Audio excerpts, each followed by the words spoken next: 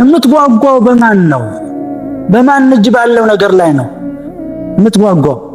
ከማን ነው የምትጓጓው? ማን ሰጠኛለህ የምትጓጓው? ትልቅነት እዛ ላይ ነው፣ ትንሽነትም እዛ ላይ ነው። ማንን ነው የምትፈራው? ይህ አይደለም እንዴ? በፊዚካሊም እኮ ብናየው ሆኖ ሕፃን ልጅ አሁን ሸረሪ ሳይ ማማ ብሎ ይጮሃል። ያን አውሬ እንደመጣ ማለት ሕፃን ነው፣ ለሱ ትልቅ ነው ለሱ። ለዚህ ነው አላህ መፈራት ያለብህ እኔ ብቻ ነው ያለው። ወላ ተኽሸው ናሰ ወኽሸውን ያለ ሰዎችን አትፍሩ፣ እንደናንተ ናቸው፣ እኔን ፍሩ። መፈራት ያለብኝ እኔ إنما ذلكم الشيطان يخوف أولياء فلا تخافون وخافوني إن كنتم مؤمنين مؤمنوች ከሆናችሁ መፈራት ያለብኝ። ጉጉት ደግሞ ርዝቃችሁ በኔ እጅ ነው ነው። የምትፈሩትም ነገር ጀሃነም በኔ እጅ ነው።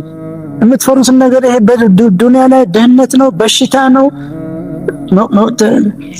መዋረድ ነው፣ እንዲህ ነው፣ እሱም በኔ እጅ ነው እያለ ነው አላህ። ይኸው ከፍቼልሃለሁ እስአን ጠይቀኝ እያለ ነው አላህ። በሩ ተከፈተልህ።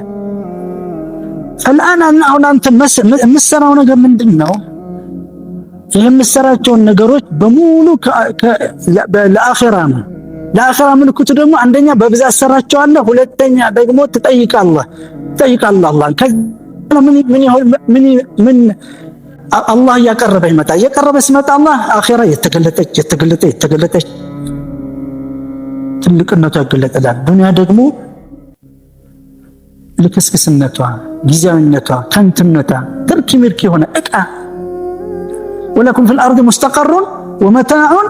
መታዕ ምንድን ነው? በዙሪያችን ያለ እቃ ማለት ነው። ሁሉም ነገር ይሄ መኪና ትልቅ መስል እቃ ነው። የሰራው እቃ ከድንጋይ ነው። መኪናውን ከማዕድን ነው፣ ካንተ በታች ነው ማዕድን፣ አንተ ከማዕድን በላይ ነው። ማዕድን ለአንተ ነው የተፈጠረው፣ አንተ ለሱ አልተፈጠረ። መሬት ለኔ ተፈጠረች ነው፣ ለሱ አልተፈጠረ። ለሱ ብዬ እድሜን አልጨርስም።